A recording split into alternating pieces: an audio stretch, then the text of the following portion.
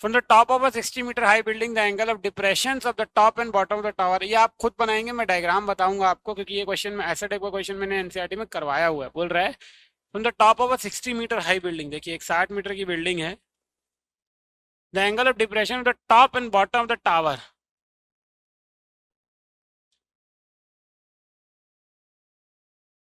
ये यहां से और यहां से, ठीक है, ये angle of depression, angle of elevation and depression होना चाहिए।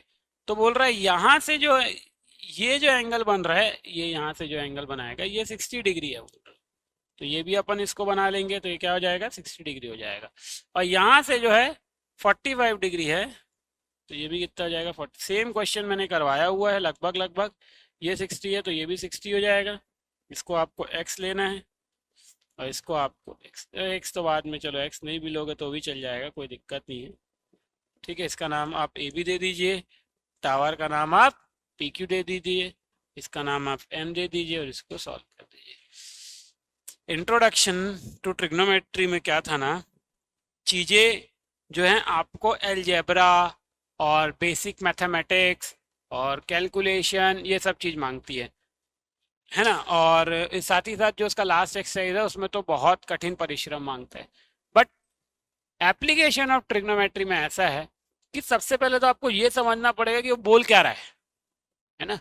आपको सबसे पहले तो डायग्राम बना क्या रहा है, क्या चीज़ बताना चाह रहा है, किस जगह से एंगल बनेगा, किस जगह पे बनेगा, वगैरह वगैरह। उसके बाद आपको वैल्यूज सही रखनी है और बाद में मैथ्स लगाना है। हर बार लगता तो लगभग 10 ही है अगर इस टाइप का क्वेश्चन है, तो शुरू शुरू के इनिशियल फेजेस में बस आपको समझना पड़ता है कि साइन लगाऊं कि 10 लगाऊं, बाकी every thing else goes with 10। हर बार आपको 10 ही लगाना है। एक बार आपने समझ लिया ना, हाँ पहले मैं इस ट्राइंगल को लगाऊंगा या लगाऊंगी और यहाँ से x निकालूंगा या ये पता चल गया ये x है तो यहाँ पर रखा, फिर उसके बाद इस ट्राइंगल में लगाऊंगा या लगाऊंगी तो इसको h ले लूंगी तो मेरे को ये भी मिल जाएगा। और उसके बाद इसको जोड़ना बस है आपको हाइट ऑफ द टावर निकालने के लिए। तो एक बार आप ये समझ लेते हो ना जब, कि अच्छा ये इस तरीके से मेरे को इसको लेना है, तो फिर चीजें आसान हो जाती है। बच्चे क्या होता है, डायग्राम ही नहीं बनाते, पेन कॉपी को लेके बैठे रहते हैं। क्या हो, अरे गलत बनाओ, कोई दिक्कत नहीं, एक बार नहीं बनेगा, दो बार नहीं बनेगा, 10 बार नहीं बनेगा, 11वीं बार शायद बन जाए। मतलब उसी क्वेश्चन को नहीं, बार बार अलग अलग टाइप के क्वेश्चन आप किससे हेल्प लेके बनाइए। तो क्या होगा, 10 बार से 11वीं, जब हम लोग पढ़ते थे ना, जब हम लोग फर्स्ट टाइम इसको टच किए थे क्लास 10th में, तो हमको भी डर लगता था, ये तो कुछ नहीं है, एकदम भयानक भयानक क्वेश्चन आता था हमारे टाइम पे। तो जब बच्चे, जब उसने देखा CBSE और स्टेट बोर्ड ले कि बहुत बच्चे फेल हो रहे हैं, सोचे ही नहीं पा रहे हैं बच्चे, तो उसने क्या किया, थोड़ा क्वेश्चन का लेवल डाउन किया, ठीक है, और थोड़ी चीज़ों को कम किया। वरना पहले क्वेश्चन के लेवल बहुत हाई थे, पहले ना फेलियर रेट बहुत हाई होता था। पहले ऐसा होता था कि अभी आप देखते होगे 88% बच्चों ने किया पास, या 90% बच्चों ने किया, सिर्फ 10% लोग ही फेल होते हैं आज के टाइम पे। हमारे टाइम पे क्या होता था पता है, 40% बच्चे फेल हो जाते थे हमारे ज़माने में। 40% बच्चे फेल हो जाते, तो 40% बहुत होता है, ठीक है। तो इसको अवॉइड करने के लिए, इसको अवॉइड करने के लिए क्या किया गया, सिलेबस को इजी बना दिया गया, इजी। सिलेबस इजी हुआ तो फिर बच्चों को लगने लग गया कि हाँ अब हमारे साथ न्याय हुआ है, अब हम कुछ कर सकते हैं। तो होता है ऐसा, है ना। तो इसलिए ना आपको बेसिक बेसिक चीजें पता होनी चाहिए कि यहाँ पर ये लगाना है, ये लगाएंगे तो इससे ये आ जाएगा, वो लगाएंगे तो उससे वो आ जाएगा, वगैरह वगैरह। जब तक आप बेसिक चीजें आपको पता ही नहीं है तो आप कैसे करोगे, है ना। चलिए आगे देखते हैं।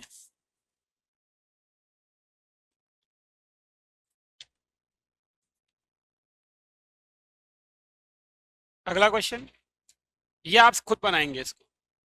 इसमें आपको क्या करना है, देखिए पहले इस ट्रायंगल से x निकाल लीजिए, क्योंकि 60 दिया हुआ तो x भी 60 आएगा 45 डिग्री एंगल में, ये भी आपका 60 हो जाएगा। फिर इस ट्रायंगल में ये वाला QM निकाल लीजिए, 60 और जो भी QM की वैल्यू है इसको जोड़ दीजिए, टावर की हाइट आ जाएगी। क्वेश्चन करवाया हुआ है, the angle of elevation of top of building from the foot of the tower is 30 degree. अच्छा, and the angle of elevation top of the tower from the foot of the building is 45 degree. एक नंबर question है, ठीक है। देखिए ये भी question शायद एनसीईआरटी का ही क्वेश्चन है आई थिंक। बोल रहा है कि एक बिल्डिंग और एक टावर है, हमेशा याद रखना टावर बड़ा होता है बिल्डिंग छोटा होता है, ठीक है जनरली। तो बोल रहा है the angle of elevation of the top of the building from the foot of the tower, ये टावर के से जो है ये 30 डिग्री है, और यहाँ से जो है ये है आपका 45 डिग्री। तो टावर जो है वो 30 मीटर का है। अरे बहुत इजी क्वेश्चन भाई। ए बी सी डी, देखो यही बना दूंगा अभी। In triangle A C B, A B C, 1045 is equal to A B upon A C. तो 1045 की वैल्यू 1 हो गया, ए बी 30, ए सी आपको निकालना है। तो ए सी इज इक्वल टू हो जाएगी आपकी 30 मीटर। तो ये देखो ए सी आ गया आपका 30 मीटर। अब दूसरे उसमें जाते हैं, in triangle A C D, 1030 is equal to C D upon A C. तो 1030 कितना हो गया, 1/√3। सी डी आपको निकालना है और ए सी आपको निकालना है, ठीक है। तो सी डी आप ए सी आपको सॉरी ए सी तो आपको मिल गया यहाँ पर 30 डिग्री 30 मीटर। क्रॉस मल्टीप्लाई कर दीजिए तो C D is equal to हो जाएगा 30/√3। रेशनलाइज करेंगे तो 10√3 मीटर, इस तरीके से ये निकल जाएगा। तो देखिए कितना इजी है, बहुत इजी क्वेश्चन था, बहुत ज़्यादा इजी क्वेश्चन। तो पहले एक ट्राइंगल से ए सी निकाले, फिर दूसरे ट्राइंगल से सी डी निकाले। तो height of the building is 10√3 metre. अच्छा हर बार ना एक चीज याद रखना, लास्ट में आपको स्टेटमेंट लिखना ही है, therefore the height of the building is ये क्या। अच्छा एक बात बताओ, इसमें क्या था? अगर आपने थोड़ा भी पढ़ाई में ध्यान दिया है ना, जस्ट आप सिर्फ टाइम पास करने के लिए या पास होने के लिए नहीं पढ़ रहे हो, आप अगर थोड़ा भी अगर आपको ऐसा लग रहा है कि आपने पढ़ा हुआ है तो बताओ इसमें था क्या। इसमें आपको सिर्फ और सिर्फ पहले बेस निकालना पड़ा, जैसे ही बेस मिल गया वो इस ट्रायंगल में रख के आप उसका हाइट निकालिए। इतना सिंपल है, बस सोचने की देरी है, ठीक।